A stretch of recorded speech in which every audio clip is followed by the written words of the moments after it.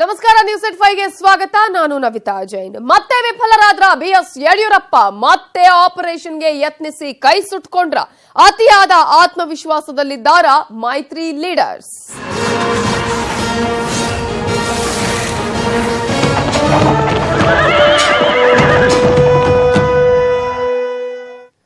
Operation ಕಮಲ ವಿಫಲವಾಗಿದೆ. ಕಾಂಗ್ರೆಸ್ ಈಗ ಸಂಭ್ರಮಾಚರಣೆಯನ್ನ ಮಾಡ್ತಾ ಇದೆ. ಕುಮಾರಕೃಪಾ ಅತಿಥಿ ಗೃಹದ ಬಳಿ ಸಂಭ್ರಮಾಚರಣೆ ನಡೀತಾ ಇದ್ದು ಕೇಕ್ ಕಟ್ ಮಾಡಿ ಕಾಂಗ್ರೆಸ್ ಈಗ ಸಂಭ್ರಮಾಚರಣೆಯಲ್ಲಿ ತೊಡಗಿಕೊಂಡಿದೆ. ಆಪರೇಷನ್ ಕಮಲ ಫೇಲ್ ಆದಂತಹ ಹಿನ್ನೆಲೆಯಲ್ಲಿ ಈಗ ಕಾಂಗ್ರೆಸ್ ಈ ಒಂದು ಸಕ್ಸಸ್ ಅನ್ನ ಕಾಂಗ್ರೆಸ್ ಈ ಒಂದು ಸಂಭ್ರಮವನ್ನು ಪಡ್ತಾ ಇದೆ. ಕುಮಾರಕೃಪಾ ಅತಿಥಿ ಗೃಹದಲ್ಲಿ ಈಗಾಗಲೇ ಕೇಕ್ ಕಟ್ ಮಾಡಿ ಕಾಂಗ್ರೆಸ್ ಸಂಭ್ರಮಾಚರಣೆಯನ್ನ ಮಾಡ್ತಾ ಇದೆ. ಆಪರೇಷನ್ ಕಮಲ ವಿಫಲ ಆದಂತಹ ಹಿನ್ನೆಲೆಯಲ್ಲಿ ಕೆಸಿ ವೇಣುಗೋಪಾಲ್ ಸಭೆ ಮೇಲೆ ಸಭೆಯನ್ನು ನಡೆಸಿ ಈಗ ಹೈದರಾಬಾದ್ಗೆ ವೇಣುಗೋಪಾಲ್ ತೆರಳಿದ್ದಾರೆ. ರಾಹುಲ್ ಸೂಚನೆಯಂತೆ ಅವರು ಬೆಂಗಳೂರಿಗೆ ಕೂಡ ಬಂದಿದ್ರು. ಆಪರೇಷನ್ ಕಮಲದ ಹಿನ್ನೆಲೆಯಲ್ಲಿ ರಾತ್ರೋರಾತ್ರಿ ಆಗಮಿಸಿದ್ರು. ಆಪರೇಷನ್ ಕಮಲ ವಿಫಲ ಹಿನ್ನೆಲೆಯಲ್ಲಿ ಈಗ ಮತ್ತೆ ನಿರ್ಗಮಿಸ್ತಾ ಇದ್ದಾರೆ ಕೆಸಿ ವೇಣುಗೋಪಾಲ್ ಅವರು. ರಾಹುಲ್ ಗಾಂಧಿಯ ಸೂಚನೆಯಂತೆ ಅವರು ಬೆಂಗಳೂರಿಗೆ ಕೂಡ ಬಂದಿದ್ರು. ಈಗ ಈ ಒಂದು ಸಭೆಯ ನಂತರ ಈ ಒಂದು ಸಭೆಯನ್ನು ನಡೆಸಿ ಆಪರೇಷನ್ ಕಮಲ ಫೇಲ್ ಆದಂತಹ ಹಿನ್ನೆಲೆಯಲ್ಲಿ ಹೈದರಾಬಾದ್ಗೆ ಈಗ ಮತ್ತೆ ವೇಣುಗೋಪಾಲ್ ಅವರು ತೆರಳುವಂತಹ ಸೂಚನೆ ಕೂಡ ಕಂಡು ಬರ್ತಾ ಇದೆ.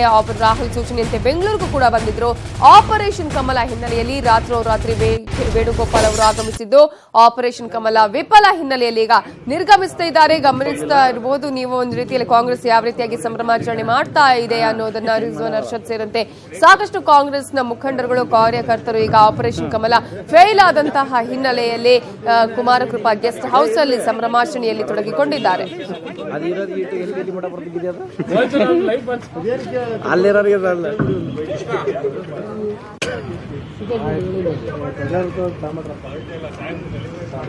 ಹೋಗ್ಲಿಲ್ಲ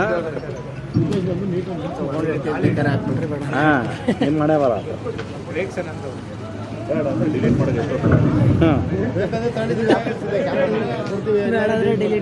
ಇರ್ಲಿ ಬರಲ್ ಬಿಡೋದು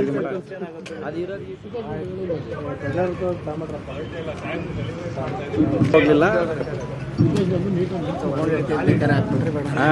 ಏನ್ ಮಾಡ್ಯಾವಲ್ಲ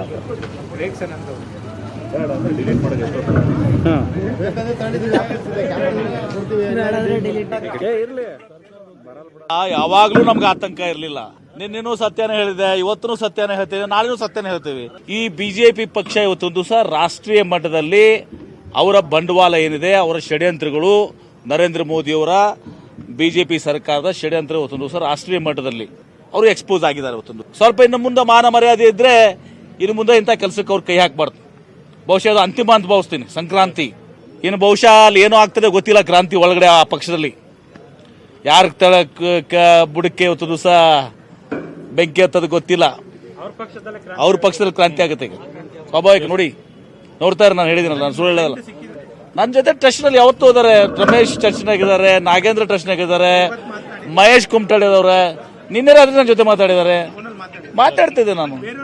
ಒಬ್ಬ ಶಾಸಕರು, ಇಂಡಿಪೆಂಡೆಂಟ್ ಶಾಸಕರು ಕೂಡ ಇವತ್ತು ಹೋಗ್ತಾ ಇಲ್ಲ. ರಾಷ್ಟ್ರೀಯ ಮಟ್ಟದಲ್ಲಿ ಬಹಳ ದೊಡ್ಡ ಅಪಮಾನ ಆಗಿದೆ. ಇದು ಅಮಿತ್ ಶಾ ಪ್ಲಾನ್ ಇದ್ದಾರೆ, ಅವ್ರ ತಲೆದಂಡ ಆಗ್ತದೆ. ಯಡಿಯೂರಪ್ಪನವ್ರದ್ದು ಅವ್ರದ್ದಾಗ್ಬೋದು, ಅವ್ರದ್ದು ಆಗುತ್ತೆ ಅಂತ ತಿಳ್ಕೊಳ್ಳಿ. ಮೈತ್ರಿ ಸರ್ಕಾರ ಸುಭದ್ರವಾಗಿದೆ. ಎಲ್ಲಾ ಶಾಸಕರು ಸಂಪರ್ಕದಲ್ಲಿದ್ದಾರೆ. ನಾಳೆ ಬೆಳಗ್ಗೆವರೆಗೆ ಎಲ್ಲರೂ ತಲುಪ್ತಾ ಇದ್ದಾರೆ. 18ನೇ ತಾರೀಕಿಗೆ ಕಾಂಗ್ರೆಸ್ ಶಾಸಕಾಂಗ ಪಕ್ಷದ ಸಭೆ ಮಾನ್ಯ ಸಿದ್ದರಾಮಯ್ಯನವರ ಅಧ್ಯಕ್ಷತೆಯಲ್ಲಿ ನಡೀತಾ ಇದೆ. ಆ ಸಭೆಯಲ್ಲಿ ಎಲ್ಲರೂ ಭಾಗವಹಿಸ್ತಾರೆ. ಮತ್ತೆ ಇವತ್ತೇನು ಸರ್ಕಾರ ಅಸ್ಥಿರ ಮಾಡುವಂತ ಒಂದು ಕೆಲಸವನ್ನು ಬಿಜೆಪಿ ಮಾಡ್ತಾ ಇತ್ತು, ಅದಕ್ಕೆ ಮತ್ತೊಮ್ಮೆ ಮುಖಭಂಗವಾಗಿದೆ.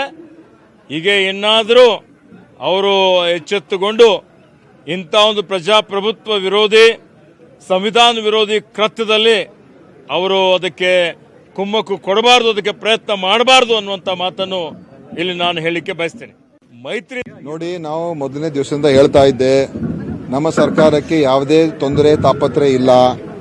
ಆದರೆ ಬಿಜೆಪಿಯವರು ರಾಷ್ಟ್ರೀಯ ಅಧ್ಯಕ್ಷ ಅಮಿತ್ ಶಾ, ರಾಜ್ಯದ ಅಧ್ಯಕ್ಷರು ಯಡಿಯೂರಪ್ಪ, ಬಿಜೆಪಿಯ ಎಲ್ಲ ಮತ್ತು ನಮ್ಮ ಬೆಂಗಳೂರಿನ ಶಾಸಕರು ಅಶ್ವಥ್ ನಾರಾಯಣ್ ಬಹಳ ಪ್ರಮುಖ ಪಾತ್ರ ಎಲ್ಲ ವಹಿಸಿದ್ದಾರೆ. ಸರ್ಕಾರವನ್ನು ತೆಗೆಯೋದಕ್ಕೆ, ಇದನ್ನು ಡಿಸ್ಟೇಬಲೈಸ್ ಮಾಡೋದಕ್ಕೆ ಷಡ್ಯಂತ್ರವನ್ನು ರೂಪಿಸಿದ್ದಾರೆ. ಅದಕ್ಕೋಸ್ಕರನೇ 104 MLAಗಳನ್ನು ಅಲ್ಲಿ ಬಚ್ಚಿಟ್ಕೊಂಡು ಅಲ್ಲಿ ಇಟ್ಕೊಂಡಿದ್ರು. ಭಯ ಅವ್ರನ್ನೆಲ್ಲರೂ ಕೂಡ ಹಾಕೊಂಡು ಇಟ್ಕೊಂಡಿದ್ರು ಹರಿಯಾಣದಲ್ಲಿ. ಇನ್ನೊಂದು ಮಹಾರಾಷ್ಟ್ರದಲ್ಲಿ ಬಿಜೆಪಿಯ ಮಂತ್ರಿಗಳು ಹೇಳ್ತಾರೆ 2-3 ದಿವಸ ಸರ್ಕಾರ ಬಿದ್ದೋಗ್ತದೆ. ಬೆಂಗಳೂರಿನ MLA ಅಶ್ವಥ್ ನಾರಾಯಣ ಅವರು ನಮ್ಮ MLA ಜೊತೆ ಮಾತಾಡಕ್ಕೆ ಹೋಗ್ತಾರೆ. ಅಂದ್ರೆ ಇದು ಬಿಜೆಪಿಯವರ ಪಾತ್ರ ಕೈವಾಡ ಸ್ಪಷ್ಟವಾಗಿದೆ ಅಂತ ಗೊತ್ತಾಯ್ತು. ಇನ್ಯಾರೋ ಅವ್ರು ಹೇಳ್ಬಾರ್ದು ನಮ್ದೇನಿಲ್ಲ ಅಂತ ಹೇಳ್ಬಾರ್ದು, ಒಪ್ಕೊಂಡ್ಬಿಡ್ಬೇಕು. ನಾವು ಪ್ರಯತ್ನ ಮಾಡಿದಪ್ಪ, ಇದನ್ನ ಯಶಸ್ವಿ ಸಿಗ್ಲಿಲ್ಲ, ಮತ್ತೊಮ್ಮೆ 10ನೇ 100ನೇ ಬಾರಿಗೆ ಮುಖಭಂಗ ಆಗಿದೆ, ಆದರೆ ನಮಗೆ ಮಾನ ಮರ್ಯಾದೆ ಏನೂ ಇಲ್ಲ, ಇನ್ನೊಂದ್ಸಲ ಪ್ರಯತ್ನ ಮಾಡ್ತೀವಿ ಅಂತ ಹೇಳ್ಬಿಡ್ಲಿ ಅವರು. ಯಾಕಂದ್ರೆ ಅವ್ರದ್ದು ಇದು ಅದೊಂದು ಜಾಯಮಾನ ಆಗ್ಬಿಟ್ಟಿದೆ, ಸರ್ಕಾರವನ್ನು ಬೀಳಿಸುವಂಥದ್ದು ಇದು ಮಾಡೋದು ಅದಾಗೋಗಿದೆ. ಆದರೆ ಇವತ್ತು ನಿಜವಾಗ್ಲೂ ಹೇಳ್ತೀನಿ, ಇವತ್ತು ಅಮಿತ್ ಶಾ ಅವರಿಗೆ, ಯಡಿಯೂರಪ್ಪನವ್ರಿಗೆ, ಬಿಜೆಪಿ ಅವರಿಗೆ ಕಪಾಳ ಮೋಕ್ಷ ಆಗಿದೆ. ಎಸ್, ಯಾವ ರೀತಿಯಾಗಿ ಈಗಾಗಲೇ ಕುಮಾರ ಕೃಪಾ ಗೆಸ್ಟ್ ಹೌಸ್ ಅಲ್ಲಿ ಸೆಲೆಬ್ರೇಟ್ ಆಗ್ತಾ ಇದೆ ಅನ್ನೋದನ್ನು ಕೂಡ ನೋಡಿದ್ವಿ. ಇವೆಲ್ಲದರ ಬಗ್ಗೆ ಡೀಟೇಲ್ಸ್ ಕೊಡೋದಕ್ಕೆ ನಮ್ಮ ರಿಪೋರ್ಟರ್ ರಮೇಶ್ ಹಿರೇಜಂಬೋರೆ ಅಲ್ಲಿಂದ ನೇರ ಸಂಪರ್ಕದಲ್ಲಿದ್ದಾರೆ. ರಮೇಶ್ ಹಿರೇಜಂಬೋರೆ, ಈಗಾಗಲೇ ಒಂದು ರೀತಿಯಲ್ಲೇ ಆಪರೇಷನ್ ಕಮಲ ಫೇಲ್ಯೂರ್ ಆಗಿದೆ ಅನ್ನುವಂತಹ ಸಂಭ್ರಮಾಚರಣೆಯನ್ನ ಕಾಂಗ್ರೆಸ್ ಮಾಡ್ತಾ ಇದೆ. ಹಾಗೆ ಸಾಕಷ್ಟು ಮುಖಂಡರು ಕೂಡ ಮಾತನಾಡಿದ್ದಾರೆ ಯಾವ ರೀತಿಯಾದಂತಹ ಫೇಲ್ಯೂರ್ ಇದು ಅನ್ನೋದರ ಬಗ್ಗೆ, ಯಾವ ರೀತಿಯ ಸಂಭ್ರಮಾಚರಣೆ ಅಲ್ಲಿ ನಡೀತಾ ಇದೆ, ಯಾವ ರೀತಿಯಂತಹ ಬೆಳವಣಿಗೆಗಳು ಅಲ್ಲಿ ಆಗ್ತಾ ಇದೆ.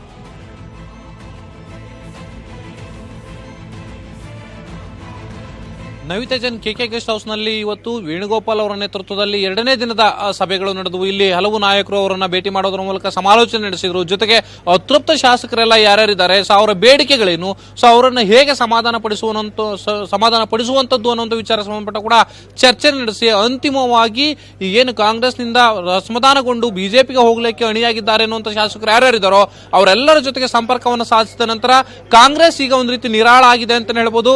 ರಾಹುಲ್ ಗಾಂಧಿ ಅವರ ಸೂಚನೆ ಮೇರೆಗೆ ಬೆಂಗಳೂರಿಗೆ ತಡರಾತ್ರಿ ಏನು ಮೊನ್ನೆ ಆಗಮಿಸಿದಂತಹ ವೇಣುಗೋಪಾಲ್ ಅವರು 2 ದಿನಗಳ ಕಾಲ ಸಭೆಯನ್ನ ಮಾಡಿರುವಂತದ್ದು. ಪ್ರಮುಖ ನಾಯಕರೆಲ್ಲರೂ ಕೂಡ ಭೇಟಿ ಮಾಡಿ ಅವರ ಜೊತೆಯಲ್ಲಿ ಸಮಾಲೋಚನೆ ನಡೆಸಿ ಇಲ್ಲಿರ್ತಕ್ಕಂಥ ಅಸಮಾಧಾನವನ್ನ ಹೋಗಲಾಡಿಸುವಂತದ್ದು, ಜೊತೆಗೆ ಅವರಿಗೂ ಕೂಡ ಪಕ್ಷದಲ್ಲಿ ಸೂಕ್ತ ಸ್ಥಾನಮಾನವನ್ನ ಕೊಡಲಿಕ್ಕೆ ಬೇಕಾದಂತಹ ವ್ಯವಸ್ಥೆಯನ್ನ ವೇಣುಗೋಪಾಲ್ ಮಾಡಿರುವ ಹಿನ್ನೆಲೆಯಲ್ಲಿ ಅಸಮಾಧಾನಿತ ಏನು ನಾಯಕರು ಯಾರಿದ್ದಾರೆ ಅವರೆಲ್ಲರೂ ಕೂಡ ಸಮಾಧಾನ ಆಗಿದ್ದಾರೆ ಅನ್ನುವಂತ ಮಾಹಿತಿ ಇದೆ.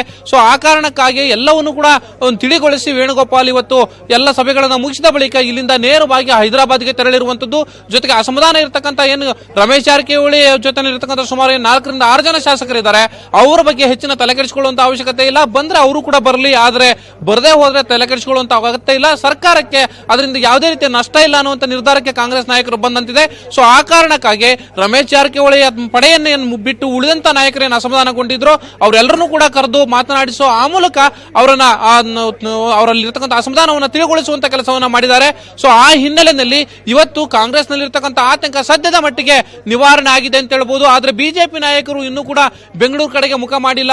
ಅಲ್ಲಿ ಇನ್ನೂ ಕೂಡ ಬೇರೆ ಬೇರೆ ರೀತಿಯ ಸ್ಟ್ರಾಟಜಿಗಳನ್ನ ಮಾಡ್ತಾ ಇದೆ. ಬಿಜೆಪಿ ಇನ್ನೂ ಕೂಡ ತಮ್ಮ ಪ್ಲಾನ್ ಸಕ್ಸಸ್ ಆಗುತ್ತೆ ಅನ್ನುವಂತ ವಿಶ್ವಾಸದಲ್ಲಿದ್ರು ಕೂಡ ಇಲ್ಲಿ ಕಾಂಗ್ರೆಸ್ನ ಮಟ್ಟದಲ್ಲಿ ಕಾಂಗ್ರೆಸ್ ಜೆಡಿಎಸ್ ನಲ್ಲಿ ಸದ್ಯಕ್ಕೆ ಬಿಜೆಪಿಯ ಎಲ್ಲ ಪ್ಲಾನ್ಗಳು ಕೂಡ ಈಗ ಉಲ್ಟಾಗಿದೆ. ಹಾಗಾಗಿ ಬಿಜೆಪಿ ತನ್ನ ಮರ್ಯಾದೆಯನ್ನು ತಾನೇ ಕಳೆದುಕೊಂಡಿದೆ. ಆ ಕಾರಣಕ್ಕಾಗಿ ಇನ್ನು ನಾವು ಟೆನ್ಷನ್ ತೆಗೆದುಕೊಳ್ಳುವಂತ ಅಗತ್ಯ ಇಲ್ಲ. ಇಲ್ಲಿರ್ತಕ್ಕಂಥ ಅಸಮಾಧಾನವನ್ನ ಶಮನಗೊಳಿಸುವಂತ ಕೆಲಸವನ್ನ ಏನು ಸ್ಥಳೀಯ ಮಟ್ಟದಲ್ಲೇ ಮಾಡಬೇಕು ಇನ್ನು ಮೇಲೆ ಅನ್ನುವಂತ ಸೂಚನೆಯನ್ನು ನೀಡಿ ವೇಣುಗೋಪಾಲ್ ಅವರು ಹೈದರಾಬಾದ್ಗೆ ತೆರಳಿದ್ದಾರೆ. ಎಲ್ಲ ಮಾಹಿತಿಯನ್ನು ಕೂಡ ರಾಹುಲ್ ಗಾಂಧಿ ಅವರು ಕೂಡ ರವಾನೆ ಮಾಡುವಂತ ಎಲ್ಲ ಸಾಧ್ಯತೆ ಇದೆ. ನವಿತಾ ಜೈನ್. ಓಕೆ ರಮೇಶ್, ಈಗಾಗಲೇ ವೇಣುಗೋಪಾಲ್ ಅವರು ಕೂಡ ಹೈದರಾಬಾದ್ಗೆ ತೆರಳಿದ್ದಾರೆ. ಸಭೆ ಮೇಲೆ ಸಭೆಗಳು ಕೂಡ ನಡೆದಿದೆ. ಅಸಮಾಧಾನಗೊಂಡವರ ಜೊತೆ ಕೂರಿಸಿ ಮಾತನಾಡುವಂತಹ ಪ್ರಯತ್ನ ಆಗಿದೆ. ಒಂದು ರೀತಿಯಲ್ಲಿ ಓಕೆ, ಈಗ ಫೇಲ್ಯೂರ್ ಆಗಿದೆ ಆಪರೇಷನ್ ಕಮಲ ಅನ್ನುವಂತಹ ನಿಟ್ಟಿನಲ್ಲಿ ಸಂಭ್ರಮಾಚರಣೆ ಆಗ್ತಾ ಇದೆ ಅಂತ ಹೇಳಿ. ಆದ್ರೆ ಈಗ ಸದ್ಯದ ಮಟ್ಟಿಗೆ ಈಗ ಆ ಎಲ್ಲವೂ ಆತಂಕಗಳು ದೂರ ಆಗಿದೆ ಅನ್ನುವ ರೀತಿಯ ಬೆಳವಣಿಗೆಗಳು ಅಲ್ಲಿ ನಡೀತಾ ಇದೆಯಾ, ಅಥವಾ ಎಲ್ಲ ಒಂದ್ ಕಡೆ ಮತ್ತೊಂದಷ್ಟು ಸ್ಟ್ರಾಟಜಿ ಮಾಡುವುದರ ಮೂಲಕ ಮತ್ತೆ ಸೆಳೆಯುವಂತಹ ಪ್ರಯತ್ನ ಆಗಬಹುದು ಅನ್ನುವಂತಹ ಬೆಳವಣಿಗೆಗಳಂದ್ರೂ ಕಾಣಿಸ್ತಿದ್ಯಾ?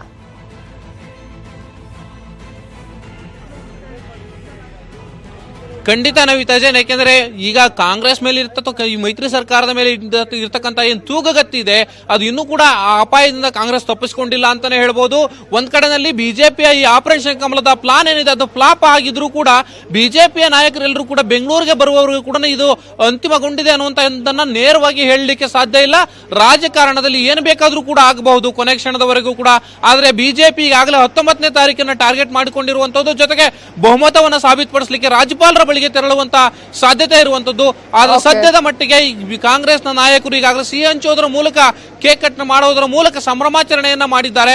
ಇದೆಲ್ಲದರ ನಡುವೆಯೂ ಕೂಡ ಆತಂಕದ ಇದು ಅನ್ನುವಂಥದ್ದು ಕಾಂಗ್ರೆಸ್ನ ನಾಯಕರಲ್ಲಿ ಇದ್ದೇ ಇದೆ. ಇಷ್ಟಾದರೂ ಕೂಡ 6 ಜನ ಶಾಸಕರೇನಿದ್ದಾರೆ ಅವರು ಹೆಚ್ಚಾಗಿ ಬಂದ್ರೆ ಬರಲಿ, ಬರದೇ ಇದ್ರೆ ಇಲ್ಲ ಅನ್ನುವಂತ ನಿಲುವಿಗೆ ಬಂದಿರತಕ್ಕಂಥದ್ದು. ಅದು ಉಳಿದ ನಾಯಕರೇನಿದ್ದಾರೆ ಅವರೆಲ್ಲರೂ ಕೂಡ ನಮ್ಮ ಸಂಪರ್ಕದಲ್ಲಿರುವ ಹಿನ್ನೆಲೆಯಲ್ಲಿ ಯಾವುದೇ ಸಮಸ್ಯೆ ಇಲ್ಲ ಅನ್ನುವಂಥದ್ದು ಕಾಂಗ್ರೆಸ್ನ ನಿಲುವು. Okay fine, thank you Ramesh Hirejambur ಡೀಟೇಲ್ಸ್ಗೆ. ಬಿಜೆಪಿಯವರು ಸುಳ್ಳು ಹೇಳೋದ್ರಲ್ಲಿ ನಿಸ್ಸೀಮರು, ಅವರಿಗೆ ಸತ್ಯ ಹೇಳಿಯೇ ಅಭ್ಯಾಸ ಇಲ್ಲ ಅನ್ನುವಂತಹ ಮಾತನ್ನ ಹೇಳಿದ್ದಾರೆ ಮಾಜಿ ಸಿಎಂ ಸಿದ್ದರಾಮಯ್ಯ ಅವರು. ಬಿಜೆಪಿಯವರು ಸುಳ್ಳು ಹೇಳೋದ್ರಲ್ಲೇ ನಿಸ್ಸೀಮರು. ಯಾವತ್ತೂ ಕೂಡ ಅವರು ಸತ್ಯ ಹೇಳಿದ್ದೇ ಇಲ್ಲ, ಅವರಿಗೆ ಸತ್ಯ ಹೇಳಿ ಅಭ್ಯಾಸವೇ ಇಲ್ಲ ಅನ್ನುವಂತಹ ಮಾತನ್ನ ಹೇಳಿದ್ದಾರೆ. ಸರ್ಕಾರ ರಚನೆ ಮಾಡ್ತೇನೆ ಅಂದವರು ಏನ್ ಹೇಳ್ತಾರೆ?